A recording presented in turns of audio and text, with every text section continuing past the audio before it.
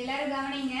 இன்னைக்கு நம்மளுக்கு காலை உணவு கொடுத்துருக்கிறது திரு வேல்முருகன் வேம்பு அவர்களின் குடும்பத்தினர்கள் தான் கொடுத்துருக்காங்க. எதுக்காக கொடுத்துருக்காங்கன்னா அவங்களோட மகன் வேதாந்த் அவர்களின் பிறந்த நாளை முன்னிட்டு நம்மளுக்கு ஒவ்வொரு ஆண்டும் காலை உணவு கொடுத்துட்டு இருக்காங்க.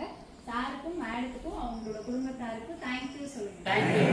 நமக்கு எல்லாரும் பிறந்த நாள் வாழ்த்து. Thank you sir. Thank you sir. Thank you ma'am சொல்லு.